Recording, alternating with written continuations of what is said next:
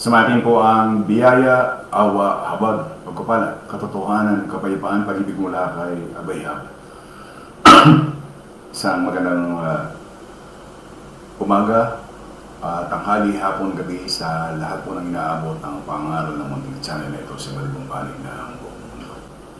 At maging dito sa atin sa buong Pilipinas, muli nating pasalamatan si Abayhawa sa buhay na itinagkalot niya sa bawat isang kapatid at maging ang ating mga mahal sa buhay. Maraming pong salamat, Abayhawa. Ganoon din po naman sa lahat po ng ating mga kapatid na laging kamanggagawa ni Abayhawa sa pamagitan ng kanilang pagsuportang pinansyal. Maraming pong salamat, Abayhawa, sa buhay ng mga kapatid nito. Ngayon po ay August 21, 2023, ganap na pong alas 9:52 na umaga dito sa atin sa Pilipinas. At tayo po ngayon ay araw ng Lunes. Ang ating pong paksa sa araw na ito ay ETWC o Expose Those Who Contradict. Unang bahagi, aral ng Roman Catholic na kontra sa banal na kasulatan. Magandang umaga sa ating lahat ng mga kapatid na nag-share, Sister Cristela Cruz Kim, Sister Loren Paulan Fernandez, Sister Shirley Rabarisa, Sister Gina Macar. At Sister Gina Macar, Sister Loren Paulan Fernandez, Sister Crispy de la Cosquín.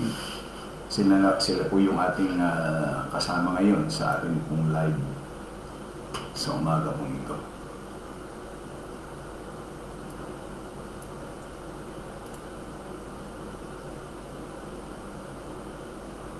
Sino pa po ba?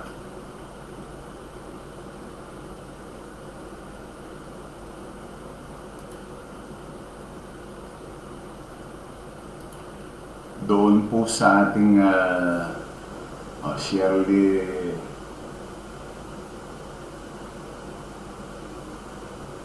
sino pa po ba?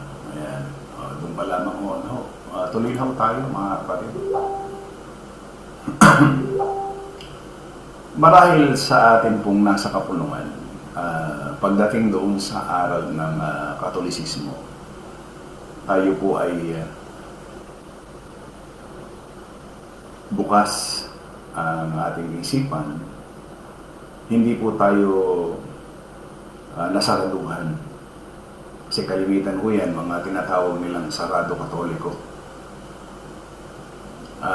Subalit, hindi pinahintulot ni Abayhawa na tayo ay masaraduhan dyan sa ating pong nakabis na niyan. Halos lahat po ng mga ngayong mga nakikita natin mga reliyon, talagang galing dyan sa Katoliko, Roman Catholic Church.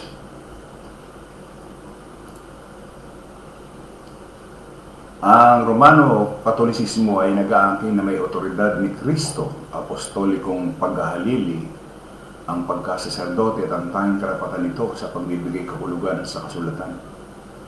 Gayunpaman, malinaw na tinuturo nito ang mga bagay na hindi tinuturo sa kasulatan.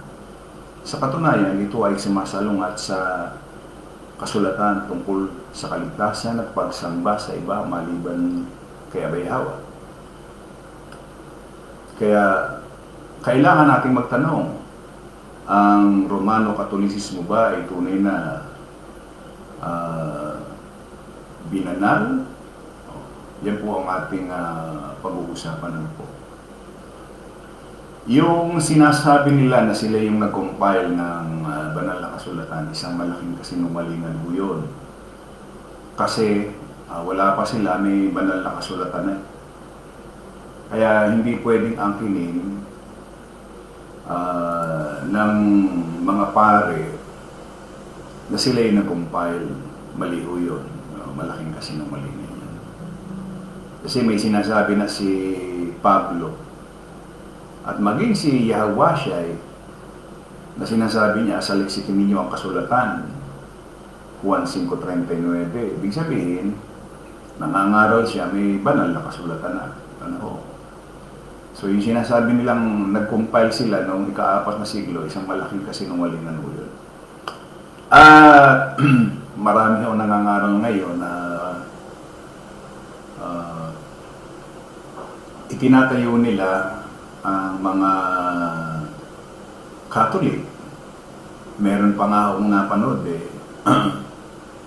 tinutuligsa niya ang Iglesia ni Cristo. Ano ho siya? Hindi siya pare. Pero doon sa kanyang pagnanarate, malalaman mo, isa siyang bakla. Ano yung bakla? Yung nakikita naman natin kung yung manalita sila, may mga, alam nyo na yung mga salitain ng mga bakla Pero nyo, tinutuligsa na rin nila ang Iglesia ni Cristo. Bihil ba? Bakit? Sa pagiging isang Katoliko. Kaya ako pinahuangan ang Facebook, YouTube, kahit na anong gender na sinasabi nila. Nangangaral na rin. Nangangaral na rin. Pero siyempre makikita natin, malalaman natin yung kanilang mga ginagawa, puro panglaman lang. So, ano ba ang Roman Catholicism? Ang Roman Catholicism ay isang pandaigdigang organisasyong pangreliyon na nakabase sa lungsod ng Vatican sa Italia. Sinasabing ito ang tunay na simbahang Kristiyano na itinatag ni Jesus nila, yung Jesus nila.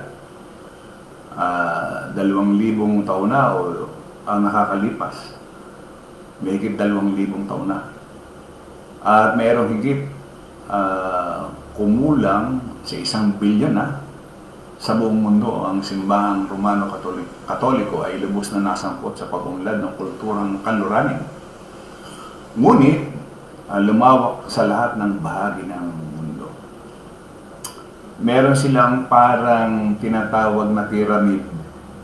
Andun sa pinakamataas yung Pope, Cardinals, Archbishop, Bishop, Priest, Deacons, Laity. Sabi ho doon sa www.aboutcatholics.com believes, what is the Catholic Church? Ang simbahang Katoliko ay isang pandaigdigang komunidad ng mga mananampalataya na itinatag ni Jesucristo na higit 2,000 taon na nakakaraan. At meron silang humigit sa 1 bilyong Katoliko sa mundo. Ang simbahang Katoliko ay binubuo na maraming tao mula sa magkakaibang kultura. Kung minsan ang simbahang Katoliko ay tinuturing na isang malaking tolda, sinasabi natin yung parang pyramid na sinasaklaw nito ang maraming tao sa saklaw ng paniniwalang politikal na lahat ay pinagsama-sama ng iisang sentral na paniniwala o credo sa reliyon. Ang mga Katoliko ay nagpapasakop sa Papa na sinasabi nilang nakikitang pinuno ng simbahan at yung Jesus nila ang hindi nakikitang ulo. Sa ilalim ng Papa ay may kardinal, sa ilalim ng mga kardinal ay may arsobispo, pagkatapos ay ang obispo, mga pare, mga diakono at ang mga laiko. Tinuturo ng Katolisismo na ang 7 sakramento, binyag, Eucharistia, konfirmasyon at iba pa, ay bahagi ng proseso ng kaligtasan para sa mga Katoliko. Itinuturo pa nito na ang lahat ng tao ay maaaring makamit ang kaligtasan sa pamagitan ng pananampalataya, binyag at pagsunod sa mga kautusan. Catechism of the Catholic Church to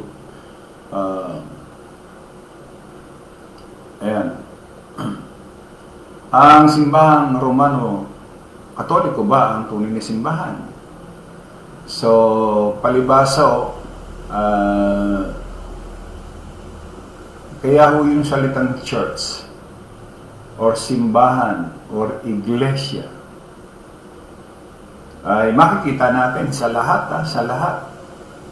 Gumagamit sila ng tinatawag na salitang church, simbahan, iglesia. Sabi diyan, lagi nilang sinisipi or sumisipi rin sila sa banal na kasulatan.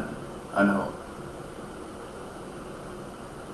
at ang sinasabi nila, sila daw yung tunay na simbahan. Walang pinagkaiba rin ho doon sa mga ibang relihiyon na nag-aangkin na sila yung tunay na simbahan, tunay na iglesia, tunay na church.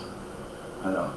Pero pagka ipinakita na ng kasulatan yung kanilang sinasabi, lahat po ng yan ay siyempre puro kasinungalingan.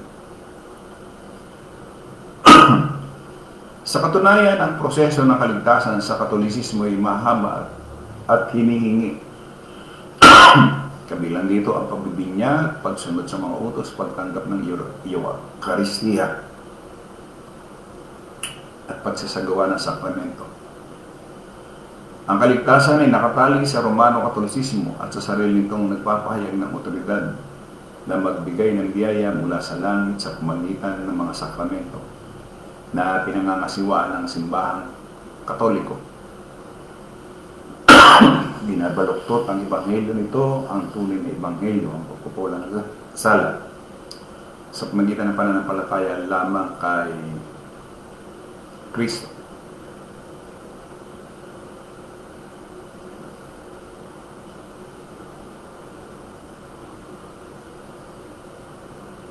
At itinataas ng mga Katoliko si Maria. Sabi ho doon, si Maria ay ganap na banal sa Catholic Catechism nila 2677, pangalawa kay Eva, Mystici Corporis Christ par 110 ay pinagdarasal sa Catholic Catechism 2679, nakaupo sa kanang kamay ni Kristo. Pope Pius X, 1835-1914, AD Bien Elom Laetisimum, Laetisimum, 14, I advocate, helper, benefactrix at mediatrix, Catholic Catechism 969, ang ina ng mga miyembro ni Kristo. Catholic Catechism 963, reyna sa lahat ng mga bagay. Catholic Catechism 9666 o 9666, nagdadala ng buhay na walang hanggan sa pamagitan ng kanyang pamamagitan. Catholic Catechism 969, tumutulong sa paggawa ng pagbabayad ng sala para sa kasalanan. Fundamentals of Catholics Dogma, OTT, pahina 213. Dinurog ang ulo ng ahas, Pope Pius IX, Inflammabilis Deus. Nagliligtas ng mga kaluluwa mula sa kamatayan, Catholic Catechism 9666. Kung isa sa alang-alang ang simbahan, walang mas mabuting paraan kaysa tumingin kay Maria. Catholic Catechism 972, pinagkakatiwala ng mga Katoliko ang kanilang sarili sa panalangin ni Maria. Catholic Catechism 2677, at walang taong pupunta kay Kristo kundi sa pamagitan ng kanyang ina. Vatican website, Encyclical of Pope Leo XIII on the Rosary, Oktubre, Mense, Pope Leo XIII. Kaya sinasabi ng Romano Katolisismo na siya ang tunay na simbahan tinatag ni Jesus. Gayun mo man ito may sumasalungat sa napakaraming kasulatan. So, may hinuha natin na dito pa lang sa aking binabasa na to, malayo na ito sa kasulatan. Ano?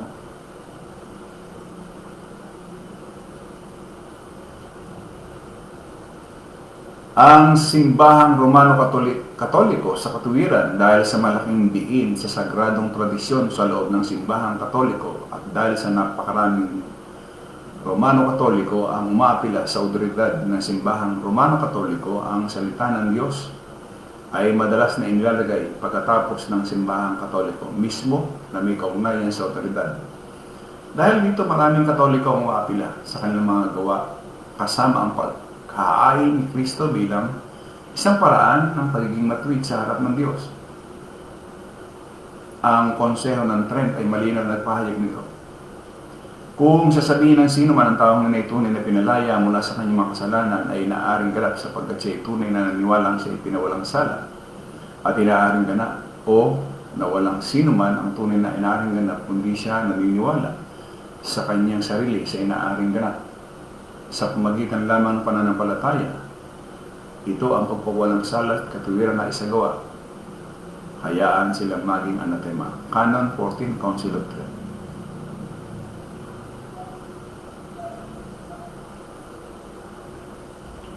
Ang katwiran ay ang legal na pagpapahayag ng Diyos sa makasalanan kung saan pinahayag ng Diyos na matuwid ang makasalanan sa kanyang paningin. Ang katwiran na ito'y ganap na nakabatay sa tayong gawain ni Kristo sa krus. Hindi tayo makakuha ng katwiran o merit na pagbibigay katwiran sa anumang paraan kung magagawa natin. Kung gayon, si Kristo'y namatay na walang pangailangan. Galatia 2:21. Hindi ko pinawawalang bisa ang biyaya ng Diyos sapagkat kung ang katuwiran ay dumating sa magitan ng kautusan, si Kristo ay namatay ng walang kabuluhan. Yun po ang nasa kasulatan. Sapagkat ang katuwiran ay hindi maaaring dumating sa magitan ng kautusan sa magitan ng ating pagsusumikap ng merito. Pinahayag ng banal na kasulatan na tayo inaaring ganap sa harap ng Diyos sa magitan ng pananampalataya. Roma 3:28. Sapagkat pinalilinigan namin na ang tao ay naaaring ganap sa pamagitan ng pananampalataya hiwalay sa mga gawa ng kautusan. Roma 4:3. Sapagkat ang sinasabi ng kasulatan, sumasampalataya si Abraham sa Diyos at ikaw, at iyon ay binibilang sa kanyang katuwiran. Roma 4:5. Datapat sa hindi gumagawa, kundi sumasampalataya sa kanya ang maaaring ganap sa masama. Ang kanyang pananampalataya ay binibilang na katuwiran. Roma 5:1. Kaya palibasa ay inaaring ganap sa pamagitan ng pananampalataya, tayo ay may kapayapaan sa Diyos sa pamagitan ng ating Panginoong Yehosua. Efeso 2:8. Sapagkat sa biyaya kayo nangaligtas sa pamagitan ng pananampalataya, at yun ay hindi sa inyong sarili, ito'y kaloob ng Diyos. Gayon po man, sa Katoliko, ang pagbibigay katuwiran sa pamagitan ng pananampalataya ay tinanggihan. Alin ba ang dapat paniwalaan?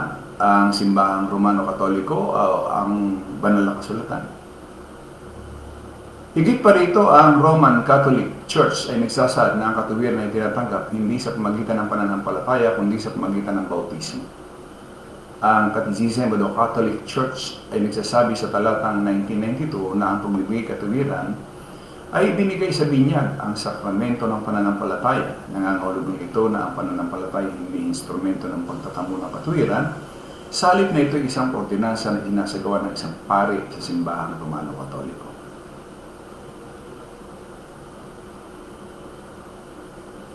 Ang sabi doon sa Catechism of the Catholic Church 2027, walang sino man ang maaaring merit sa paunang biyaya na siyang pinagmumulan ng pagbabagong loob sa impluwensya ng Banal na Espiritu. Maaari nating merit para sa ating sarili at para sa iba ang lahat ng mga biyayang kailangan upang matamo ang buhay na walang hanggan. Gayun din ang mga kinakailangang temporal na bagay. Catechism of the Catholic Church 2027. Ang problema rito ng Roman Catholic ay nagtuturo sa atin na karapat-dapat para sa ating sarili, para sa iba, ang lahat ng mga biyaya na kailangan upang makamit ang buhay na walang hanggan. Hindi ka makakamit ng biyaya. Ang grasya ay hindi nararapat na pabor. Ang merit ay ayon sa Catholic Catechism of the Catholic Church 2006, ang kabayarang inutang ng isang komunidad o isang lipunan para sa pagkilos ng isa sa mga miyembro nito ay naranasan alinman bilang kapaki-pakinabang o nakakapinsala, karapat-dapat na gantimpala o parusa. Catechism of the Catholic Church 2006. Nangangahulugan nito na ang merito ay may utang. Sa kabaligtaran, ang biyaya ng isang bagay na hindi inutang sa makatwid. Ang Roman Catholic Church ay nagtuturo ng taliwas ng salita ni Abayawa tungkol sa biyaya at katuwiran. Ang malungkot na resulta ay ang mga Romano Katolisismo, ang pagbibigay katuwiran sa harap ng Diyos ay isang proseso na pinanatili ng pagsisikap at mga gawa ng Romano Katoliko. Ito ay isang napakalungkot na turo dahil nilagay nito ang hindi mabata na pasanin ng katuwiran ng mga gawa sa mga balikat ng makasalanan. Sa kabaligtaran, itinuro ng banal na kasulatan na ang pagkukulang sala, kaligtasan ay isa't magitan ng pananampalataya. Roma 4.5, datapot sa hindi gumagawa kundi sumasampalataya sa kanya na maaaring ganap sa masama, ang kanyang pananampalataya ay binibilang na katuwiran.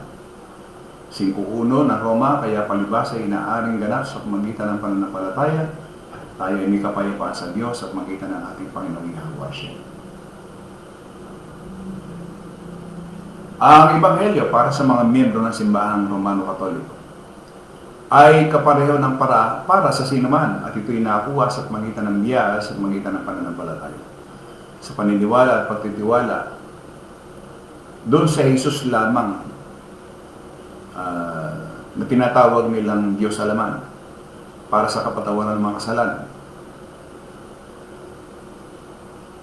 So dito, makikita natin na ang kaligtasan ay hindi matatagpuan sa salitang tunay na simbahan o church. Ano?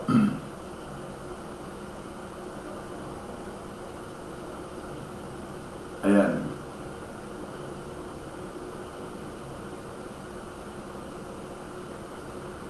So, maliwanag po dito dun sa ating tinatalakay ngayon, lalong-lalo na dyan sa Catholic Church. Yung salita lamang na Roman Catholic Church, wala na po tayong mababasa. Hindi po kailanman ipinangaral ng mga alagad yung titulong Roman Catholic Church. At ang mapapansin po natin dito, dyan sa ating nakagis na yan, wala na ho tayo kasing hindi na tayo nag-aral, nag-usisa, kasi nga, yung ating mga magulang nung time nung kani-kanina, palibasa ipinanganak din isang Katoliko. Sisimba ka, may pangungumpisal pa nga nangyayari ko dyan eh. Ako ho, nag-aral nung high school sa Catholic school. So, first year to fourth year, talagang itinuturo sa amin. Siyempre, yung pagdarasal, pagdarasal. Yan ho ay bago simula ng klase, kinakailangan magdasal ka. At bukod ho doon, merong simbang Miyerkules at saka yung Linggo. Yung Babena at saka yung Mass. Yan o.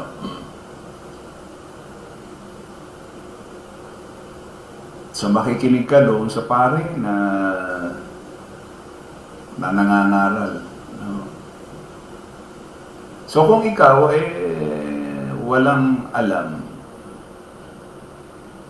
siyempre sunod-sunuran ka doon sa mga aral nila dahil wala ka namang naiintindihan, wala ka namang nalalaman. Saka dyan lahat nagiging tinatawag ka lamang na banal-banalan dahil siyempre pagsisimba ka,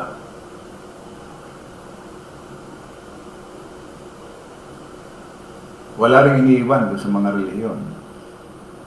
Di ba? Kung pag-araw ng Miyerkules o araw ng Linggo, simba. Pero paglabas mo sa simbahan, dire-diretso ko na doon sa gawain ng panglaman. Inom, bisyo, lahat ng gawain ng panglaman andyan. Pati nangangaral, pati yung pare. Iinom, nagsusugal. Dito ko lang naintindihan nung ako tinawag ni Abay Hawa hinggil dyan sa aral ng mga reliyon. Kaya ho itong aking mga binabasa na ito sa inyo, na ipinakikinig sa inyo, hindi naman ho natin ito alam. Wala ho tayong alam. Lalo na sa doktrina nila na tungkol kay Maria. Wala ko tayong alam dyan. Lahat tayo. So dito maliwanag na lahat sila ay kontra doon sa banal na kasulatan. Sino ba si Maria? Para bigyan nila ng ganoong pagpupuri. Alagang ang isang tao kasi bulag at saka bingiyan. Nagiging bulag, nagiging bingi ang isang tao pagka ikaw ay nasa reliyon. Siyempre, ang katuwiran ng isang kaanib sa isang sekta o reliyon ay yung itinuro sa kanila ng kanilang mga pastor, ministro, o kung sino mong mga ngaral pare. So naninindigan sila doon sa isang, kung ang pagbabasihan natin ay yung banal na kasulatan, naninindigan sila doon sa isang kamalian. Pero alam ba nila na kamalian yung kanilang tinitindigan? Hindi. Kaya nga sinasabi nga, bulag, bingi sila. Palibasa ay napupuhay ho sa laman. Oo. Kaya nga,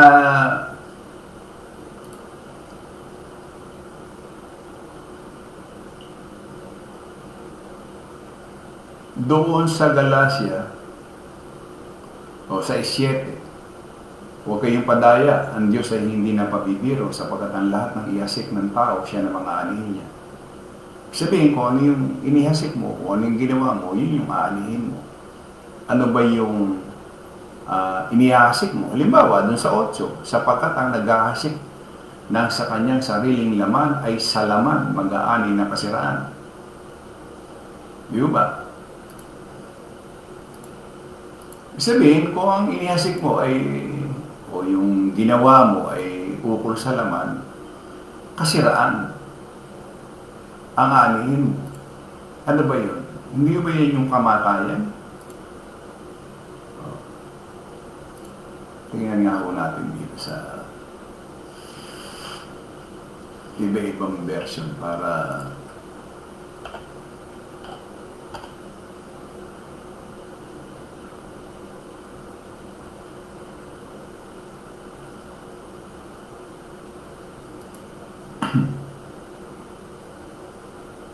FSB, sapagkat ang nagtatanim ng mga bagay upang bigyan kasiyahan ang masasamang pagnanasa ng laman, mag-aani ng kapahamakan.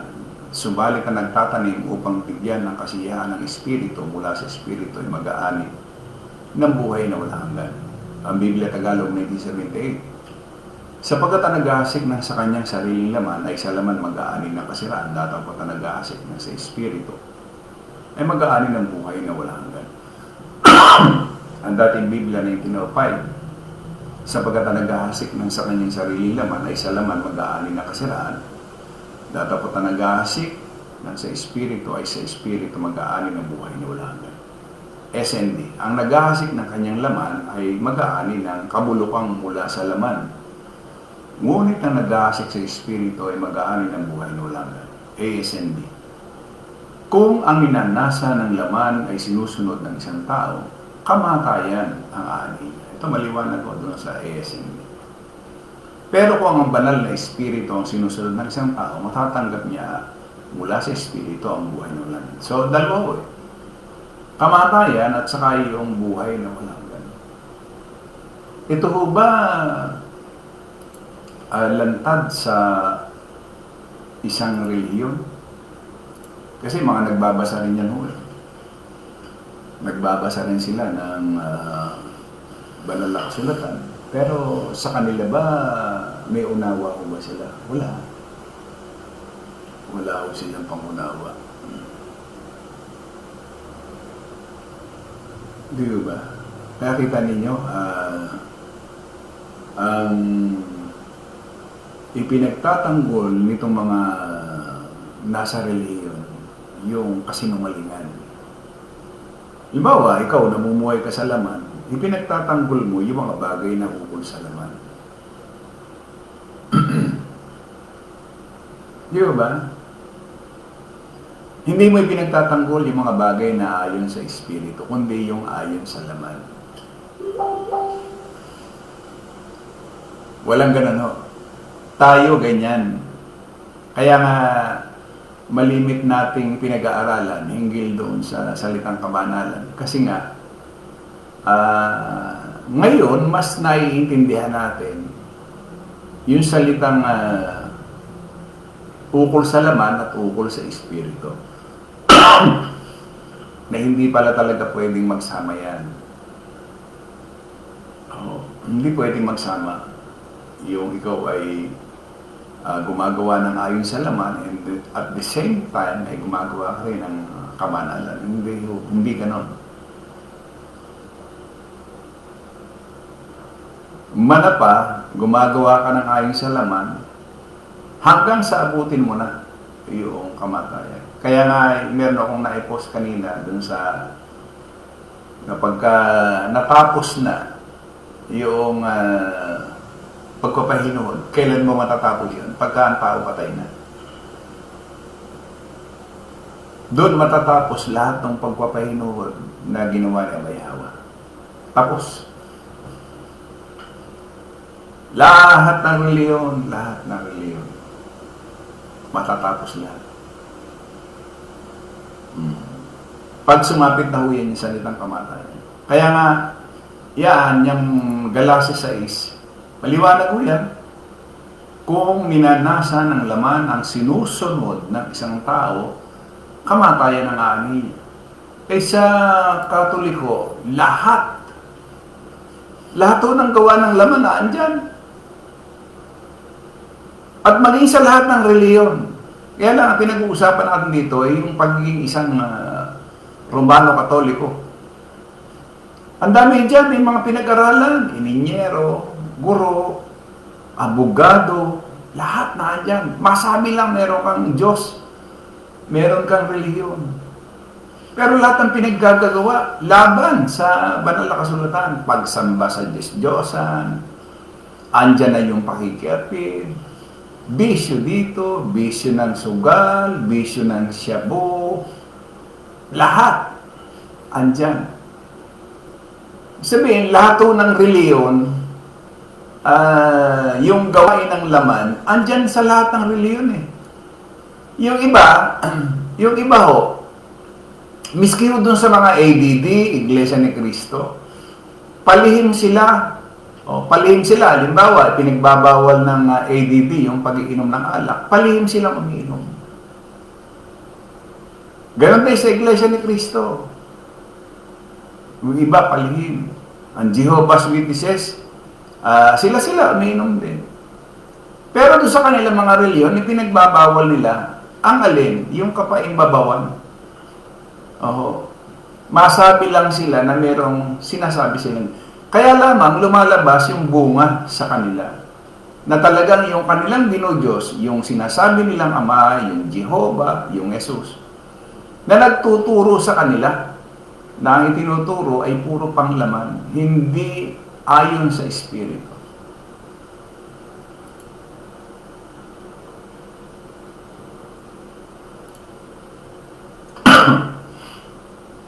Di ba?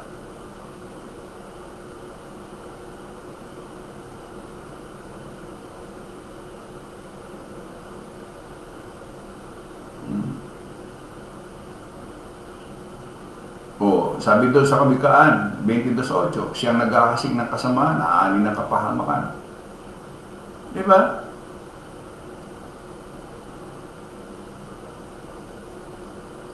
Hosea 10:13, kayo'y na mag-ahasig ng kasamaan, kayo'y magsisiani o nagsiani ng kasalanan. Kayo'y nagsikain ng bunga ng kabuluanan sapagkat ikaw ay tumiwala sa iyong lakad at karamihan ng iyong makapangyarihan lalaki.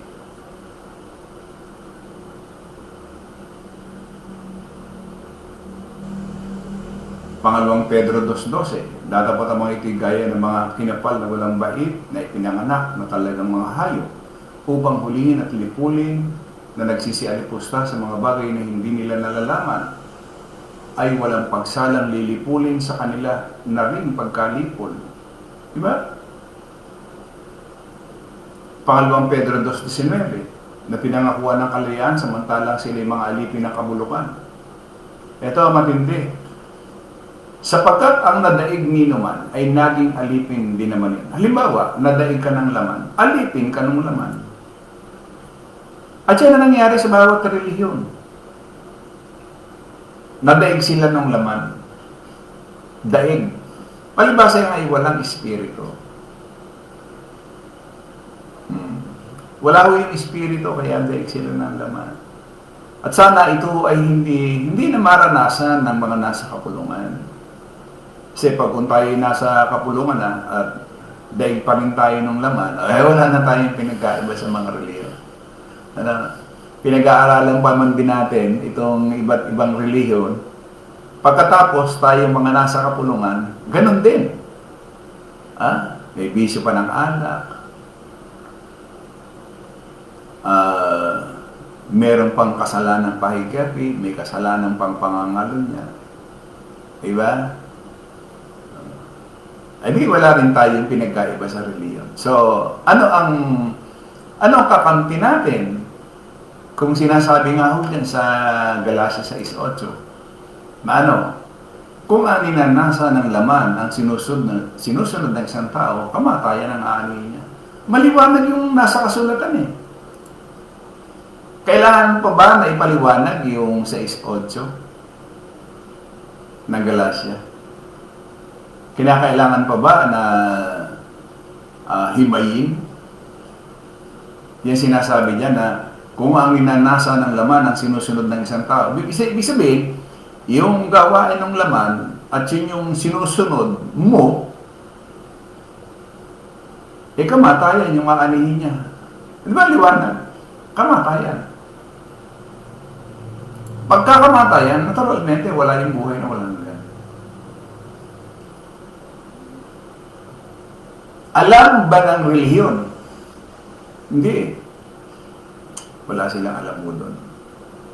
Kaya makikita mo ngayon,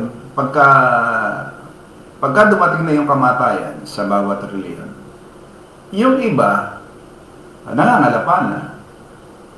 Kasi hindi naman talaga alam nila kung saan pupunta eh. Walang katiyakan. Bawat relihiyon, wala talaga namang katiyakan kung saan sila pupunta.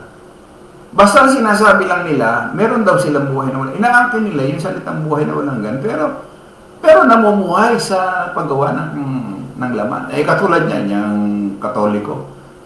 Paano magkakaroon sila ng kaligtasan? Sinalangsang nila na huwag kayong magkakaroon ng ibang Diyos maliban sa akin. Ang napakabigat, bakit? Napakatigas ng kanilang mga puso. Di ba? Kaya nga tayo ay nagpapasalamat kay May Hawa dahil tayo ay naalis yan sa Katoliko. Di ba? Ako lamang po Pero nyo magmula doon sa pagkapanganak. Hanggang anong edad na ba ako puro Katoliko pa rin ang susulat ka doon sa iyong yung halimbawa mag-a-apply ka ng trabaho, yung iyong religion, lalagay mo Catholic. Di ba? Di ba totoo yan? Doon sa birth certificate mo, lumalabas doon kung ano yung religion mo. Catholic. Sa pagka-Catholic ka, kinakailangan mo yung binyag. Kasi yun yung aral nila Kinakailangan, kukumpilan ka. Yun yung aral nila Proud na proud sila. Sabi mo nga sa inyo, proud sila na bilang isang Katoliko. Pero pagdating mo dun sa banal na kasulatan, doon na nagkakaroon ng pagkakaiba. Yung bawat reliyon. Diyan na. Kaya pag pumasok na yung banal na kasulatan, makikita na muna yung pagkakaiba. Kaya mapalad tayo kung hindi na tayo naging alipin ng laman or ng relihiyon, mapalad tayo. Kung hindi na. Hindi ba? Kasi sinasabi niya huwag kayong padaya. Ang Diyos hindi na pamibiro. Tatas lang natin, dun sa 7, sabi niya. Huwag kayong padaya, ang Diyos hindi maaaring hamakin sapagkat kung ano ang itinanim ng tao, siya rin naman niyang aanhin. Ayan, letra por letra yan. Ang Biblia Tagalog 2001, huwag kayong padaya, ang Diyos ay hindi maaaring lokohin sapagkat ang anumang ihasik ng tao, siya rin niyang aanhin. SND, huwag niyong hayaan kayo ay maligaw. Hindi mo maaaring libakin ng Diyos sapagkat anuman ang inihasik ng isang tao, yun din ang kanyang aanihin. SND, huwag niyong linlangin ang inyong sarili. Ito napakabigat. Mismo sarili mo ang gusto mong linlangin or dayain. Huwag ninyong linlangin ang inyong sarili. Ang Diyos ay hindi madadaya ng sinuman. Kahit na ikaw ay sumisimba ng linggo, nobena ng Miyerkules, walang saysayan. Kahit na ikaw ay magpadasal pa sa iyong pare, walang saysayan, magbayad ka pa ng pagkalaki-laki. Walang saysay. Bakit? Nakasulat na sa kasulatan. Na huwag ninyong linlangin ang inyong sarili. Ang Diyos ay hindi madadaya na ninuman. Kung anong itinanim ng tao, yun din ang kanyang aanhin.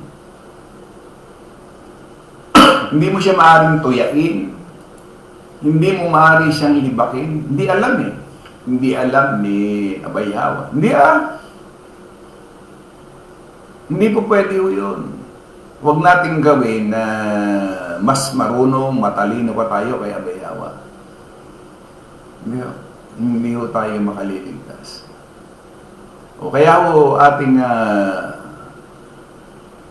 pinag-aaralan lahat ng relihiyon para mas ipinakikita kasi dito ni Abay Hawa dun sa mga nangyari sa atin, sa mga ilang pag-aaral hinggil sa bawat relihiyon. Pare-pareho sila eh. Nag-aangking sila na sila yung totoo, sila yung tunay.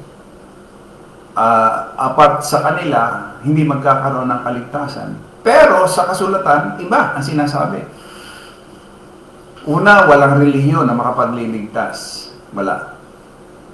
Pakatandaan ho natin na walang relihiyon. Ano man yan, ikaw man ay isang fundamental Baptist, International Baptist, Jehovah's Witnesses, Buddhism, at sa napakarami pang iba't ibang reliyon. Kaya ang reliyon hindi makapagliligtas. Itinuturuan ka lamang ng relihiyon ng lalo pang mas mabigat na kasinungalingan. Kasi lumalakad ka ayon sa aral at turo ng tao. Lato, mapa-iglesia ni Cristo man yan, ADD man yan, lato yan. Hindi kayang linlangin ng mga tao si Abay Hawa. Kung kasi yung laman ang iniisip niya, kaya niyang dayain. Hindi ho. Maaaring madaya mo yung asawa mo, yung iyong mga anak.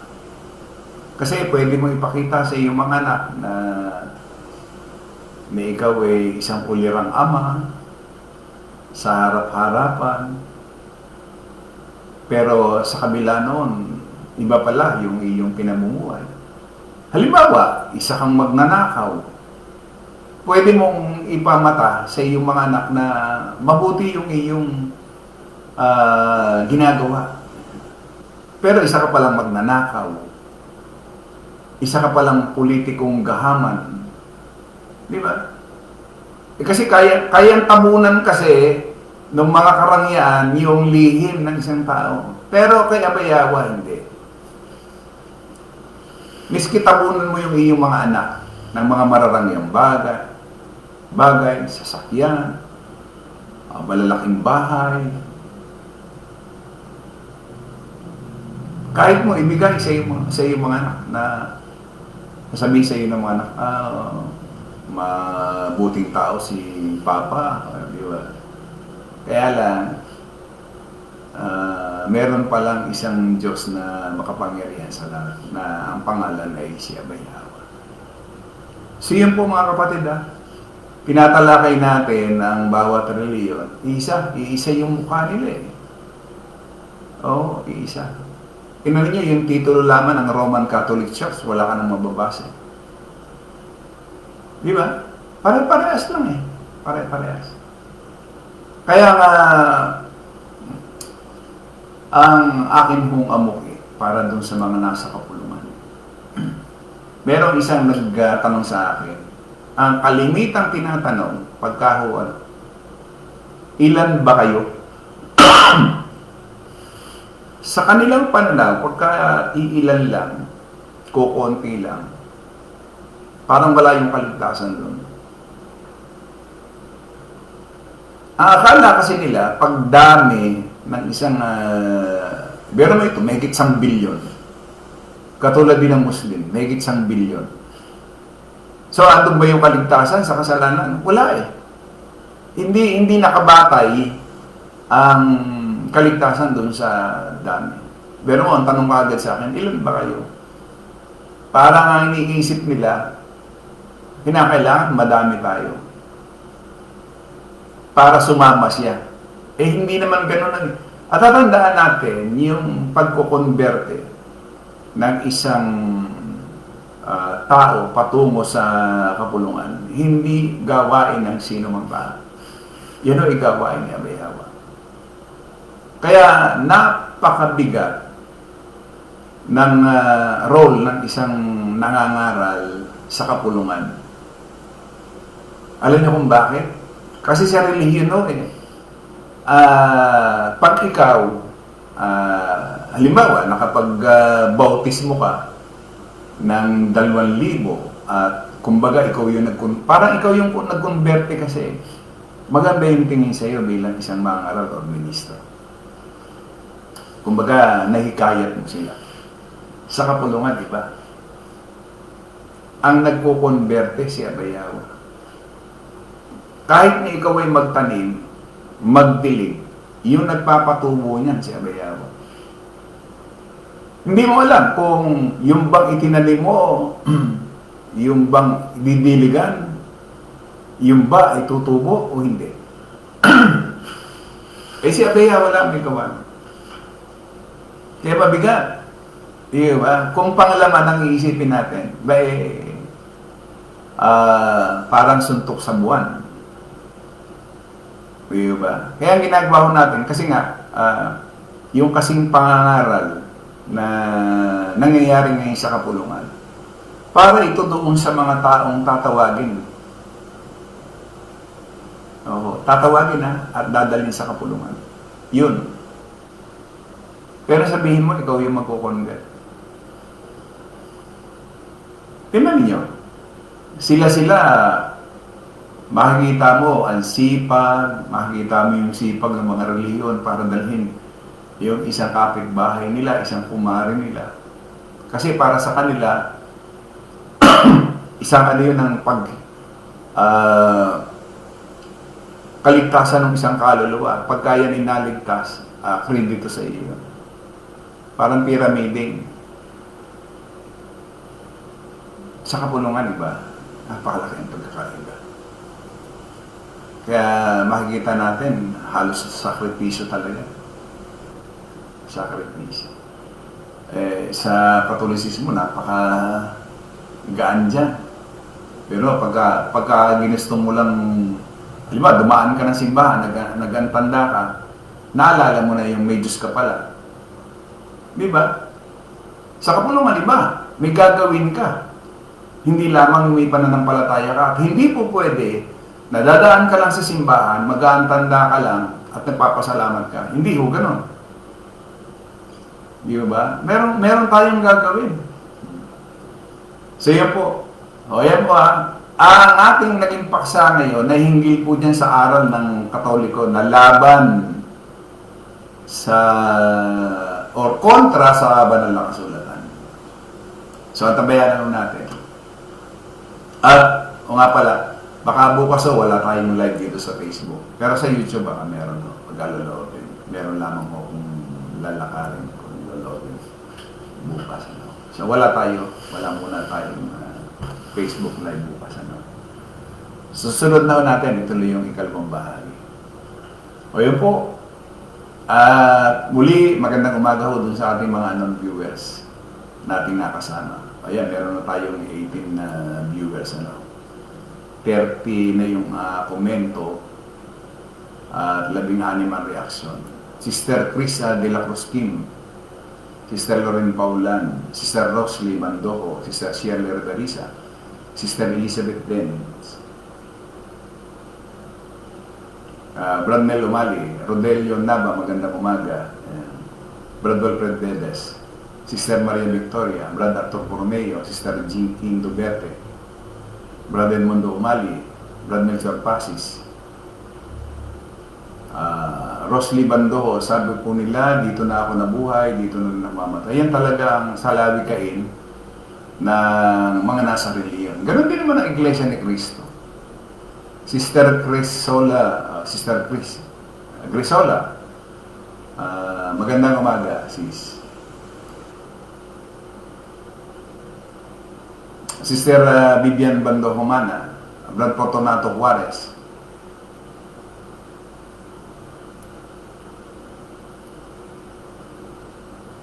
Joel Suela, Arnelo A. Priagola, yan, magandang umaga.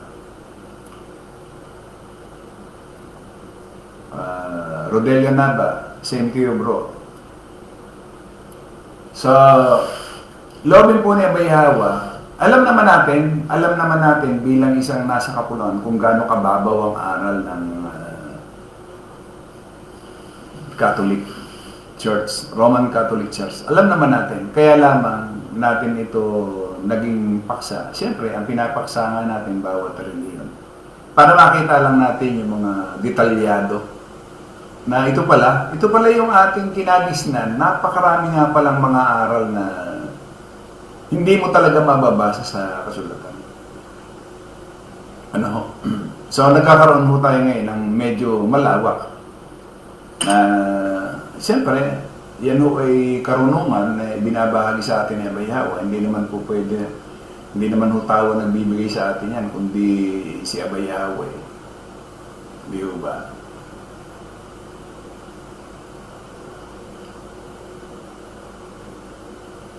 Tingnan ko lang po dun sa ating ano, baka meron akong mga hindi, ayan, Extender Andres Ses. Oh, magandang umaga.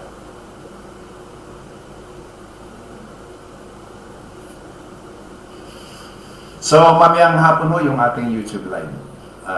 Abangan ho natin. So, panibagong paksa na naman ho tayo. Laging kalooban naman ni Abay Hawa, dapat na mangyari sa ating buhay.